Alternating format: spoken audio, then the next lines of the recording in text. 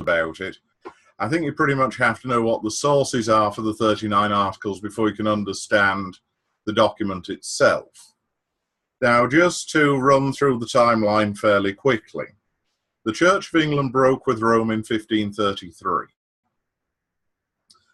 The doctrinal statements that were created under Henry were the 10 Articles of 1536, the 13 Articles of 1538, and the 6 Articles of 1539-40.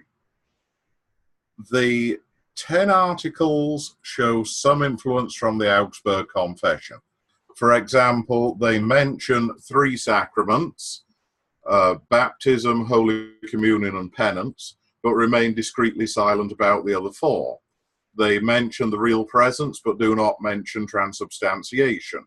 They mention the authority of Scripture for the establishment of doctrine, but don't say anything much about tradition. So you can see that in the 10 Articles, you've got sort of an Erasmian Catholic stroke, leaving the door open for the Lutherans approach coming from Cranmer's pen very early on in the process of the Church of England being separate from the Roman Church.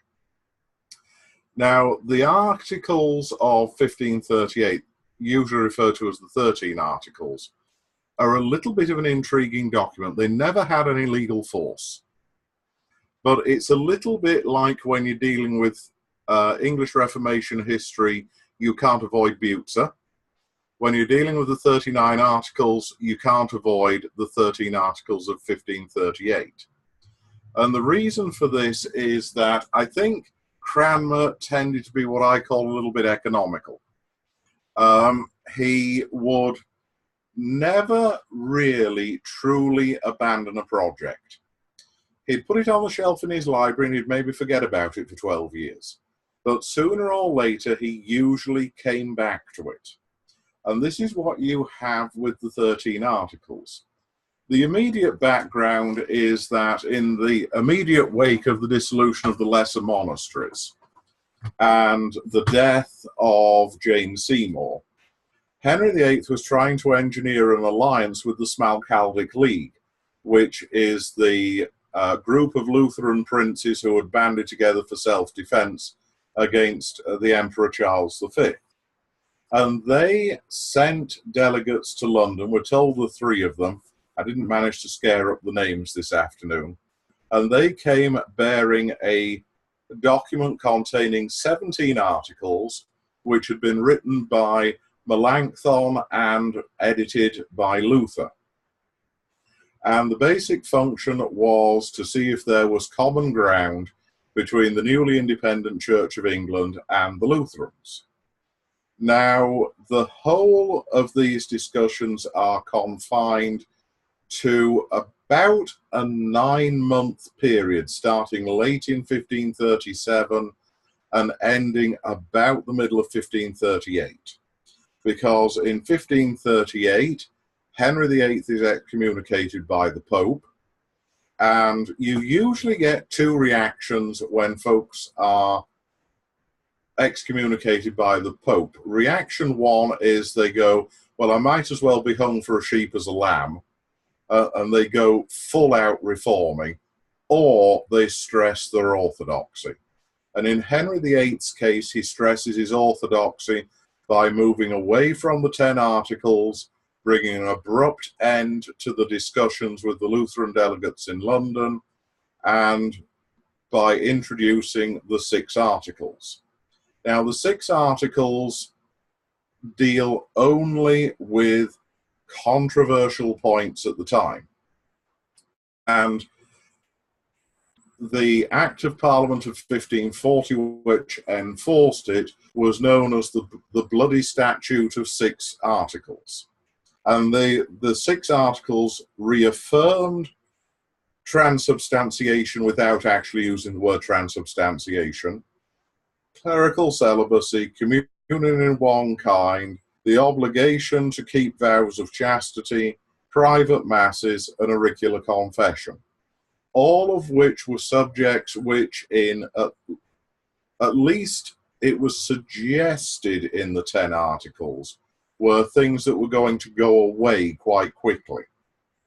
Now, the 6 articles remained the official position for the rest of the Henry VIII's reign, but that doesn't negate the importance of the 13 articles that were discussed with the Lutheran delegates in 1537-38, because they are to form the basis of Cranmer's draft of 45 articles of 1552, the articles of 1553, the 42 articles, and also the 39 articles. And although neither the 42 articles nor the 45 articles had any real chance to become widely known, they nonetheless reflect the mind of the English Reformation in the second half of Edward VI's reign.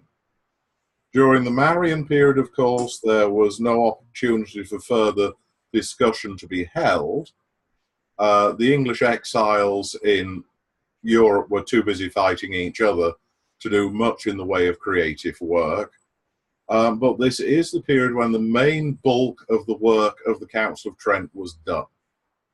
So it's not surprising that during the mid-1530s, mid-1550s, the Augsburg Confession is revised once again into the Württemberg Confession, which I think is largely the work of Brent's, and then submitted to the Council of Trent. And the Württemberg Articles, or the Württemberg Confession, was influential on the revision of the 42 articles into the 39 articles in 1562. Now, to go back to the 13 articles, they are based very largely on the 17 articles that Melanchthon and Luther sent to Cranmer in 1536-37. They were originally given to Edward Fox, who's known to have had Lutheran sympathies, and Nicholas Heath, who turns out to be one of the most reforming bishops during Edward VI's reign. He seems to have been so sympathetic to Lutheranism and then the Reformed position pretty much from 1532-1533 onwards. And the articles which were agreed between the English delegation and the Lutheran delegation were, firstly, the unity of God and the Trinity of persons. This is largely based on Article 1 of the Augsburg Confession, and about half of it appears as Article 1 in both the 42 articles and the 39 articles. The second article agreed by the Germans and the English was of original sin, again based on the Augsburg Confession, but it was heavily reworked to become Article 9 of the 39 Articles of 1562. Article 3 dealt with the two natures of Christ. Again, it's the Augsburg Confession put into English. It was reworked as the second of the 39 articles. The fourth article of justification is a reworking of the fourth and fifth articles of the Augsburg Confession, and was reworked again and ends up scattered, little bits of it end up scattered in articles 10, 11, 12, 13 and 14 of the 39. The fifth article was of justification, again based on Augsburg, the fifth article, and parts of that are to be found in 11, 14 and 16 out of the 39 articles. Baptism is an expansion of the 9th article of Augsburg. The 7th article on the Mass is a reworking of the unaltered Augsburg Confession's 10th article. The Article 8 on penance is a vastly expanded version of UAC 12, and Article 9 of the Sacraments is a reworking of UAC 13. Now, this one later becomes the substance of the 25th of the 39 articles. It's the one that deals with, the basic theology of the sacraments. And thus you can see, there's an indebtedness there to Lutheran sources for one of the key 39 articles. Of ministers in the church is Article 10 of the 1538 set. This is based on UAC Article 14, and this becomes, in the 39 articles, Article 23, the well-known of the unworthiness of ministers. And the brain, of course, carries on, which hindereth not the efficiency of the sacrament. Very comforting at times, that one.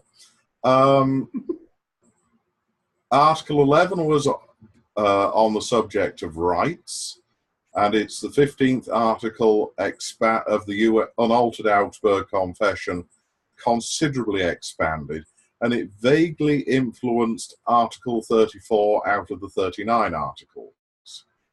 Article 12 of Civil Matters is a new composition based on UAC 16. Article 13 of the Resurrection of the Body and the Last Judgment is a reworking and expansion of Article 17 of the UAC. There were also unapproved articles, mainly because they couldn't get Henry to sign off on them, on the subjects of private masses, the veneration of the saints and images. So you can see that already quite considerable work had been done on a doctrinal agreement between the Church of England and the Lutherans by the middle of 1538. And at that point, Henry puts on the emergency brake. Stephen Gardiner and the theological conservatives are in the ascendant. Latimer resigns his bishopric. Shaxton resigns his bishopric. Edward Fox has the, shall we call it, good luck to have a well-timed death, in that he can't become a victim of any sort of reprisals by Stephen Gardiner. And Gardiner was always clever enough never to do anything directly against Cranmer. He had nephews to do that. Some of the nephews, by the way, may have been illegitimate sons. The fact that the remaining articles of the Unaltered Augsburg Confession remain undiscussed suggests that this dialogue was abruptly terminated before Cranmer could consider the articles after 18 in the Unaltered Augsburg Confession. In a way, what survives of the 13 articles is a frustrating fragment, in that it shows us the early workings out of Cranmer's commitment to reform, but we never quite see the full program. The reworking, for example, of UAC Articles 12 to 15 reflect local, perhaps Henry's particular concerns about rights, civil matters, the resurrection of the body, the Eucharist. And so they can be seen as an English reworking of the Augsburg Confession, rather than a separate document. Now, as is so often the case with Cranmer's work, even though this 13 Articles project stopped abruptly in 1538, it was carefully filed away on the shelf, and when the political situation had changed a dozen years later, when Cranmer had revised the prayer book, had worked on the new ordinal, and is busy on his reform of canon law, he takes down the 13 articles, dusts them off, starts working on them again. And he expands his draft tremendously. He divides some of the unwieldy articles from 1538 up into 2 and 3 parts. He drops others as being too Lutheran. Remember, in the meantime, he's moved from a Lutheran understanding of the Eucharist to a Reformed understanding of the Eucharist.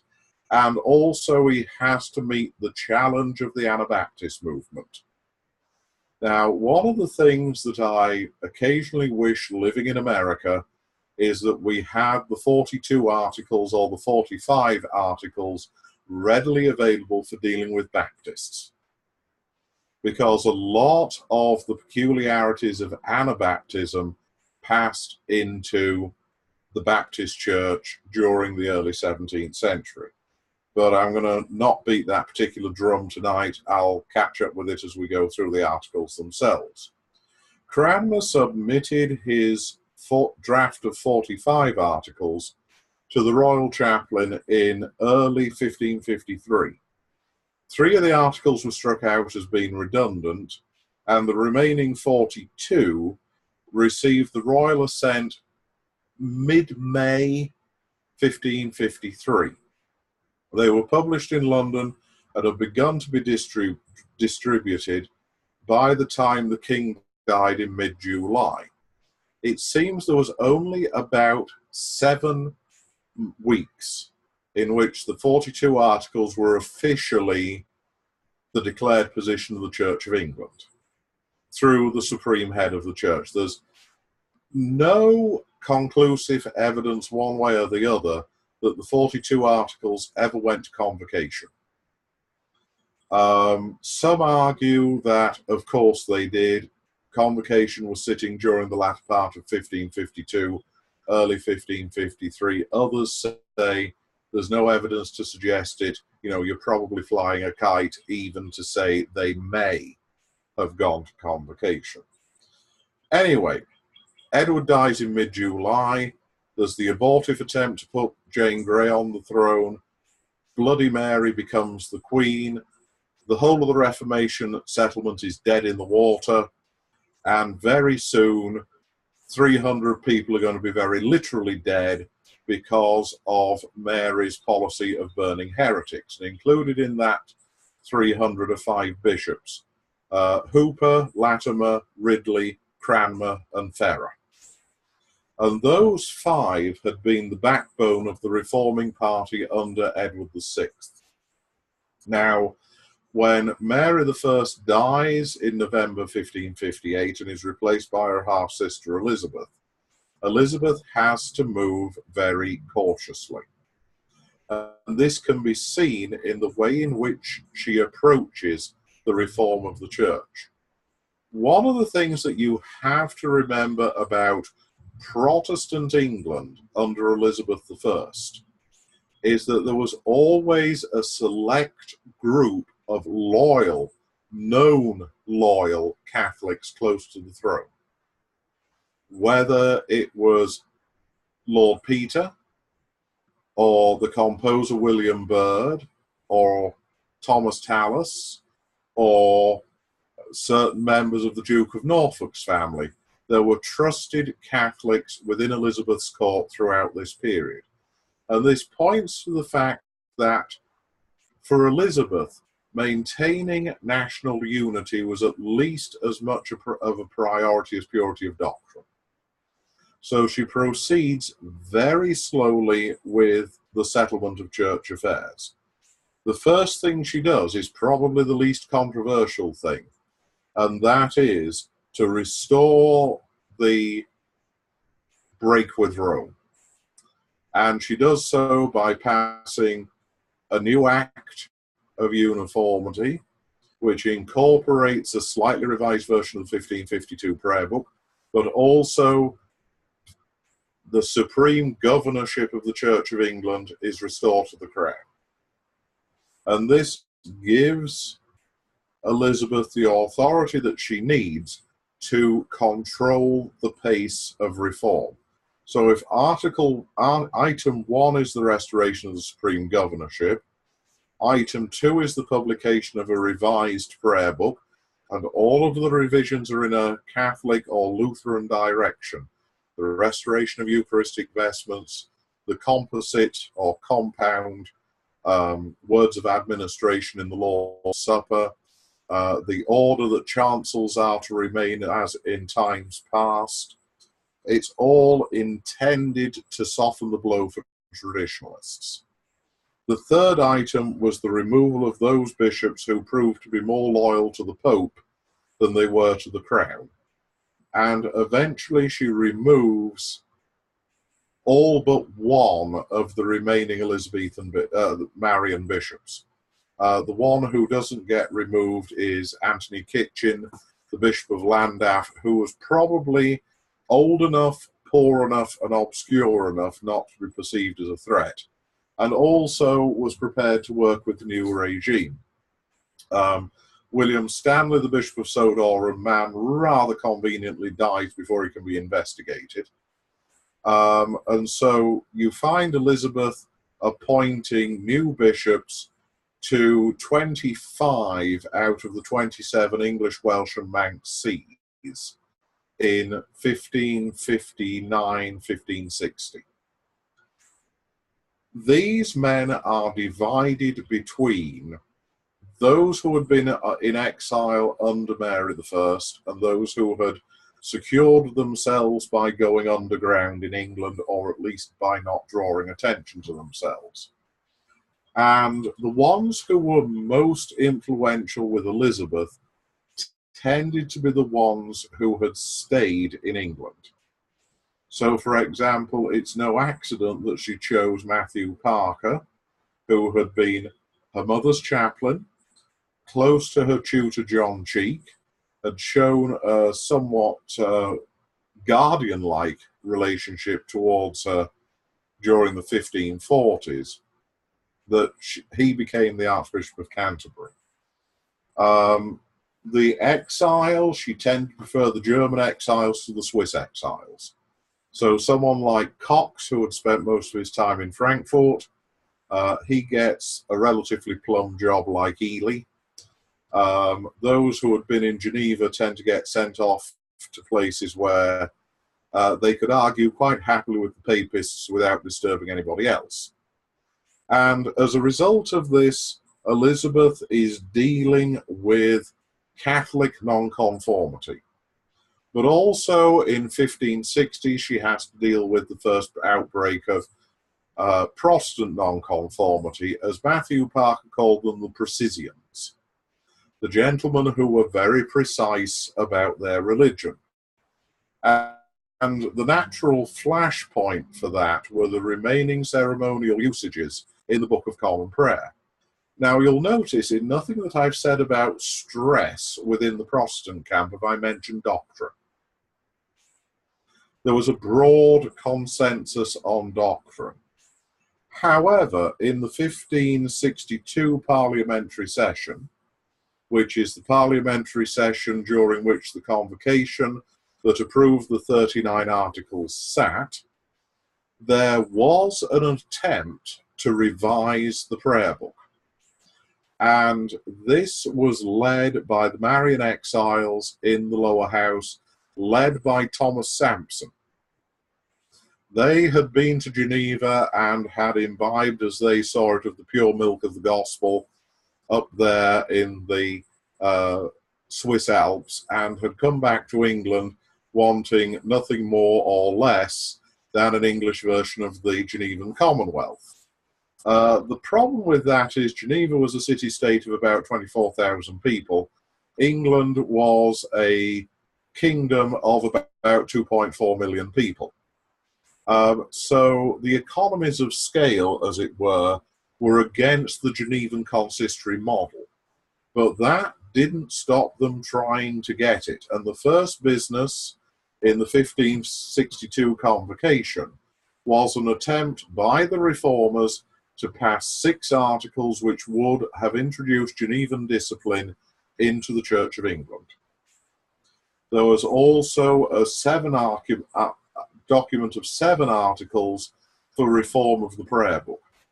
And both of those caused a good deal of official discomfort. So the first month of the 1562 convocation was spent dealing with the reformers. Both documents that were ultimately unsuccessful. The 7 articles were withdrawn before were lost by 1 vote. The 6 articles also failed. And then the floor was clear for the revision of the 42 articles. Now, the evidence is that most of the revision work on the 42 articles was done by Matthew Parker himself. Parker was first and foremost a scholar. Most of what the beginnings of Anglo-Saxon scholarship, that's the Old English language and the Anglo-Saxon period of British history, the foundations were laid by Matthew Parker. He spent a great deal of time in the 1540s collecting surviving Anglo-Saxon manuscripts and donating them to the University of Cambridge to be preserved for posterity. He also had a large collection of Anglo-Saxon manuscripts of his own, which he used as the basis of his historical researches into the ancient relationship between the Church of England and the Church of Rome. It's not too much of a stretch to say that a lot of what we know about the official life of the early Anglo-Saxon church, and frankly we don't know an awful lot, but we'd know even less without Matthew Parker. You know, the man is a considerable scholar. He was also a considerable fox hunter. And you have to see him as being both, you know, a man both of the study and of the field. He's a very much a Renaissance figure. He belongs in Elizabeth's court. You know, he's at ease with the courtiers. He shares their intellectual preoccupations, their outlook on the government of England. He is part of the whole movement that asserts English independence against continental influences. He's an Anglo-Saxon scholar. He's a patristic scholar in a small way. He's also someone who is very conversant with the Protestant literature that is coming out of the continent. And so when Matthew Parker revises the 42 Articles, he actually doesn't do an awful lot with them. He suppresses some articles which had served their purpose. By the 1560s, Anabaptism was a diminishing threat, so the articles about against communism, rebaptism, and millennialism are all withdrawn from the 1562 text. He amalgamates a couple of other articles just to tidy them up. He introduces a new article which is drafted by him and Bishop Guest on the wicked who, the Article 29 on the Manductio. That one is new in 1562. So he presents a draft, still of 42 articles, but slightly different to that of 1553. Of the 42 articles that Matthew Parker submitted, 3 of them get lost in the process of debate, either by amalgamation or just by totally being removed as being unnecessary. And the final text that Convocation submits to the Queen is more or less the 39 articles which are in the back of the English prayer book to this day. However, 4 books are missing from the list of the books of the Apocrypha, and of course the first phrase of Article 20 is missing. Now, when the Queen, as Supreme Governor of the Church of England, receives the 39 articles, she proceeds in a constitutional manner, which means she reads the draft, she gives it her approval, the royal assent, but she does so on 2 conditions. First of all, Article 29 is suppressed. Also, she amends Article 20 by taking a phrase from the Württemberg Articles of 1553. And it's perhaps an interesting reflection of the fact that Elizabeth took a keen interest in theology, that she felt able to suppress one article and amend another, without fear of too much in the way of contradiction. The phrase that she introduced is, "The Church hath power to decree rites and ceremonies and authority in controversies, and yet it is not lawful for the Church to ordain anything that is contrary to God's word," cleaning up the previous language and also borrowing some from the Württemberg Articles. Now, the track of the Articles after 1563 is a little bit convoluted. We do have a thunderstorm at this end. The 38 Articles of 1563 become subject of a parliamentary attempt to make them binding in 1566. Elizabeth isn't ready to do this yet for reasons of state, so she carefully organises the derailment of the bill in the House of Lords. The whole subject is then left fallow again for 5 years, until 1571. In 1570, Pius V, who was feeling his oats after the successful conclusion of the Council of Trent, excommunicated Elizabeth with the bull Regnans in Excelsis, which had the unintended consequence of, in the eyes of English law, rendering every Roman Catholic a potential traitor. Because not content with attempting with excommunicating Elizabeth, Pius V also attempted to incite her subjects to rebel and depose Elizabeth I. And this made the position very difficult for English Roman Catholics. One of the things that you notice about English action against Roman Catholics is it peaks periodically. It peaks in 1570 to 1571, following Regnans in Excelsis and the revolt of the Northern Earls. It peaks again in 1587 to 1589 with the execution of Mary of Scotland and the Spanish Armada. It peaks again in 1606, 1607 in the wake of the Gunpowder Plot. So the enforcement of the laws against Catholic recusancy is very selective. If you were a well-placed Catholic, you have nothing to fear from the Elizabethan authorities, except periodically getting fined for non-attendance at church. However, if you started mixing with Jesuits or disaffected Catholic gentlemen who were plotting to put Mary of Scotland on the throne, you could expect to have a little interview with Master Topcliffe and his rack, or at the very least, get the nasty end of Sir Francis Walsingham's secret police.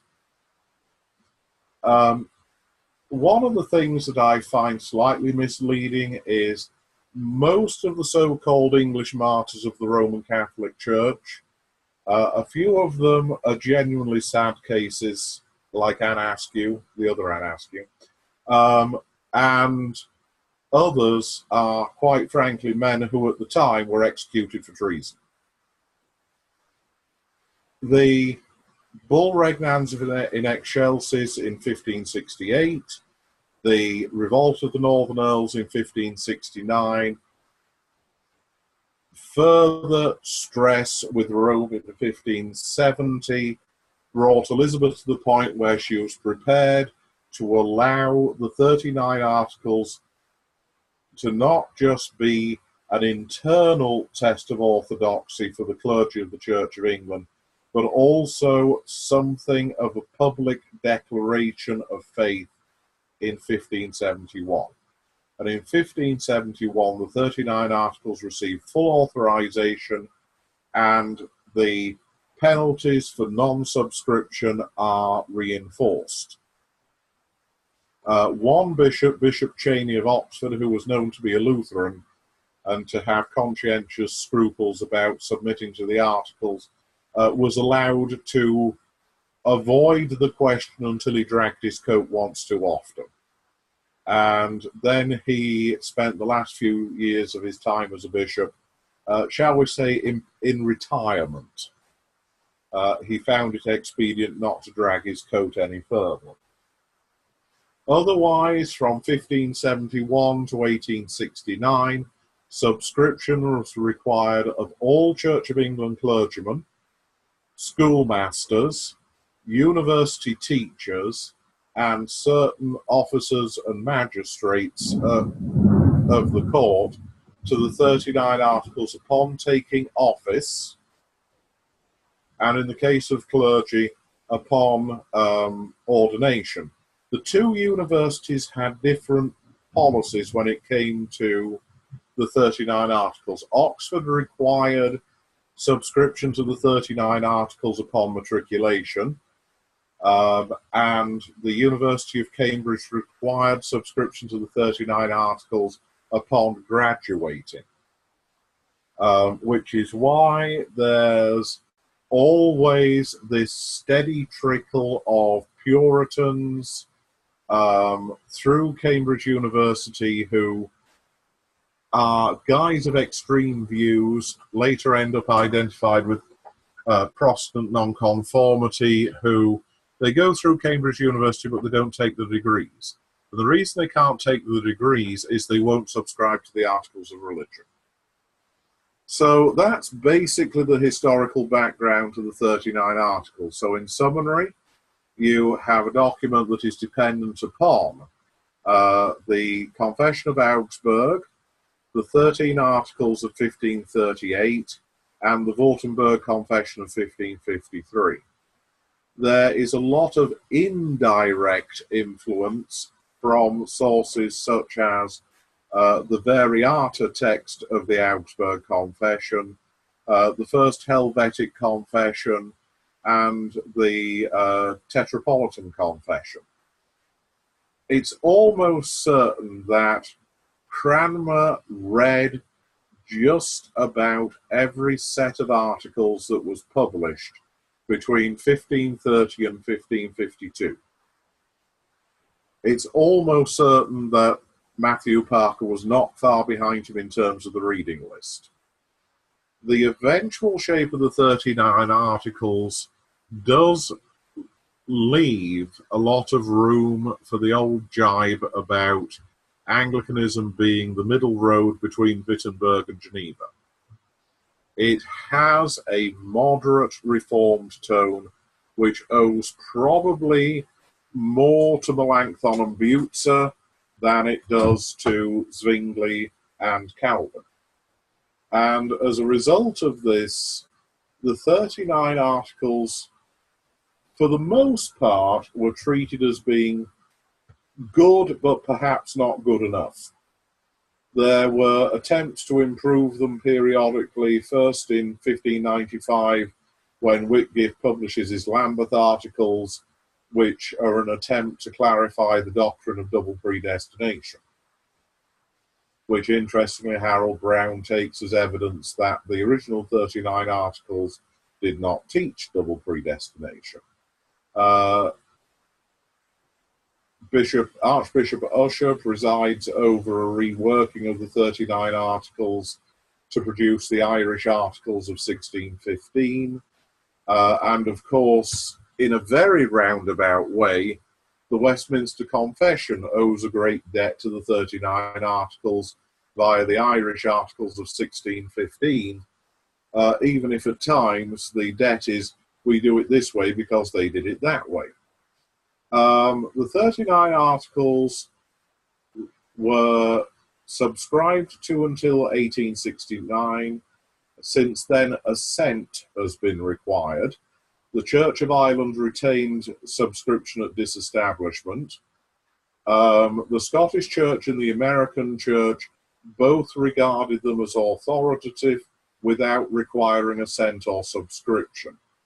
When the United Episcopal Church was formed in 1981 and gained its first constitution, the Declaration of Conformity was amended to include a specific reference to the 39 Articles.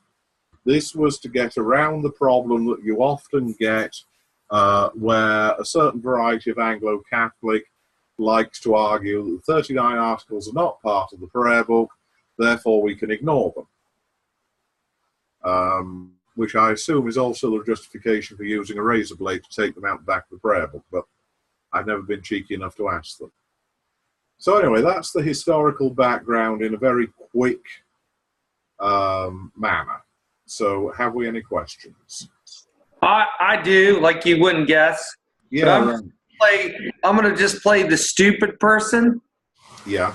Yeah. So, and one of them you did explain in the very beginning, but you were throwing out a bunch of confessions and articles, and you through some acronym list. Yeah, and maybe could you go back and just give us a little historic perspective of where they maybe came from or who they were, so we get an idea of throughout the 1520s. Melanchthon and Luther produced a series of incomplete sets of articles, mainly dealing with where they differed from the Roman Catholic Church. In 1530, two significant documents appear. The first is from the hand of Melanchthon and Luther, and that is the unaltered Augsburg Confession. The other important document of that year is the Tetrapolitan Confession, which basically is the work of Martin Butzer. But he gets, if I remember correctly, Œcolampadius and Zwingli to agree to it as reflecting the Swiss Reformed position. I seem to think the four cities were Strasbourg, Basel, Zurich, and Father Paul, which was number 4.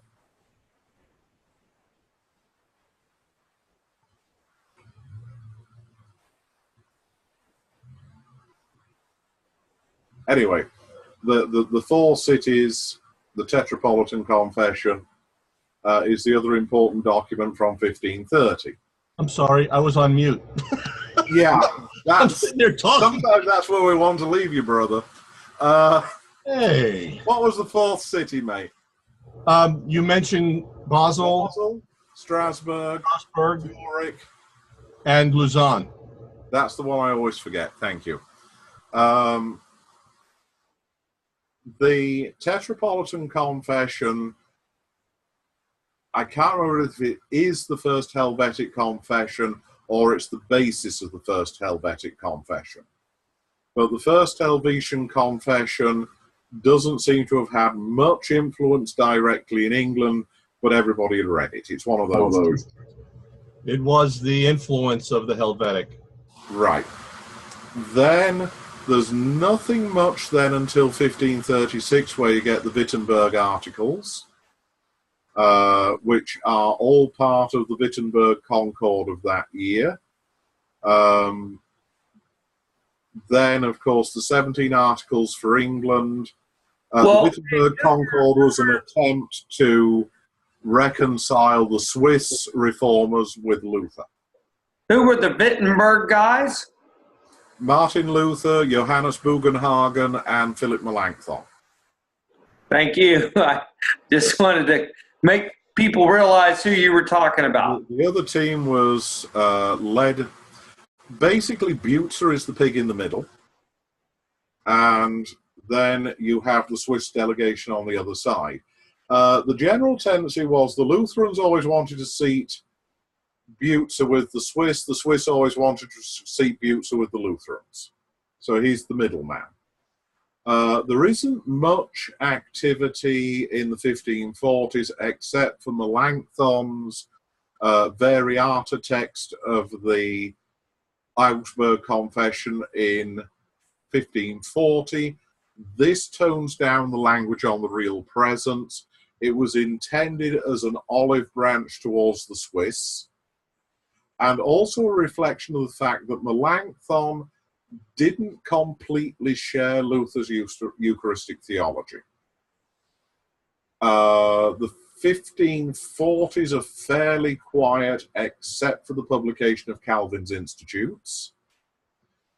Then as the Council of Trent begins to ramp up, you get the Württemberg Articles of 1553, and then you get a whole crop of confessions around 1560, 1562, 1566. You get the Scots Confession, the Belgic Confession, the Second Helvetian, the 39 Articles. They all come out about the same time. And quite frankly, in terms of theology, you have difficulty getting cigarette papers between them. Your Grace? Yes. Just a minor sharpening of what you said. Zwingli did not sign on to the Tetrapolitan Confession. Thank you. It was at this point where the relationship between Zwingli and Butzer was souring because of Butzer's continued support of Luther. And in February, I was just checking my notes, that was when Zwingli wrote Butzer and said, our many years of friendship is now over, and they never got a chance to reconcile because Zwingli died later that year. Now, if I remember correctly, Bullinger was not so hostile to the Tetrapolitan. No, he wasn't, and that was why Bullinger then kind of morphed that into the Helvetic. Okay. All right, and sometimes I'm a little unclear on the Swiss stuff because I spend a lot more time in Germany. Which I've read, but can you just give a quick reference? You were referring to Brown, and maybe explain what that reference was in the 3-inch book you got. An exposition of the 39 Articles, historical and doctrinal, by E. Harold Brown. Originally published about 1845, when he was professor of theology at Lampeter. He put out a slightly revised edition in 1882 while he was Bishop of Winchester, and it was pretty much the standard text on the 39 Articles down to about 1910, when E.J. Bicknell's Theological Introduction to the 39 Articles takes over in the high church colleges, and you've got Gibson and a little bit later on Griffith Thomas being used in evangelical circles. The thing I like about Harold Brown on the Articles is that he looks at things scripturally, patristically, and then he looks at the English, at the Reformation, and then he talks about each article in turn, and he will give alternative points of view. If you want a reprint is done by the REC, it's actually done very nicely. Yes. Mine, I'm afraid, is a scruffy photocopy type reprint. And if you want a really long, boring read, that's one of them. I mean, it's good. A lot there. There's almost too much there, which is why we're starting out by looking at Wilson and Templeton. Yeah, that's true. Now, your homework for next week is that I need you to have gone through the first chapter of Templeton, Wilson and Templeton, which is on the being and nature of God. And that covers Articles 1 to 5 of the 39. And you are going to need absolutely no imagination to follow the program with this course. You'll see a series, each chapter, it's basically going to be one chapter a week all the way through Wilson and Templeton until we get to the end. There will be a little bit of the time at the end of each session, during which we look at the questions that are contained in the back of the book for each chapter in turn. Wilson and Templeton really don't take sides. Wilson was a moderate evangelical. He ended up as Bishop of Elphin in the Church of Ireland. Templeton was a little bit more on the high church side. I think he ended up at Trinity College Dublin as dean. They put the book together in 1960, 1961, basically in response to an SOS from the Irish House of Bishops, who wanted a book the average lay reader would understand about the 39 articles. And as such, I think it does a pretty good job of introducing people to the articles and also to systematic theology in the Anglican tradition. There are a few places where it's a little loosey-goosey for me, and I will point those out as we go along. So, you know, that's basically the MO for the next 10 weeks. Okay? All right. Hey, Father Paul, shoot me an email with the name of that book for Introduction to the Old Testament, if you wouldn't mind. Thank you, sir. All right. Everybody, God bless. We'll see you next week. Bye for now.